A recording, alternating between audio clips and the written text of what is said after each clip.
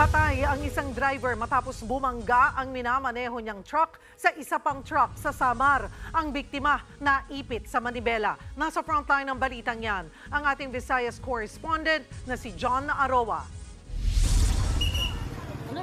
Nakaipit pa sa loob ng bumanggang truck ang driver na ito sa barangay Pahog, Pinabakdaw, Samar nitong Lunes ng hapon. Sumalpok ang minamanehong truck ng biktima sa isa pang nakahintong truck. Sa lakas ng impact, patay ang naipit na driver. Base sa investigasyon, nawala ng preno ang minamanehong truck ni alias Ray, kaya ito bumangga sa isa pang truck. Kumpleto naman daw sa warning device ang nasirang truck at may nagmamando pa ng traffic na kasamahan nila. Kung driver na namatay, ako makasiyan.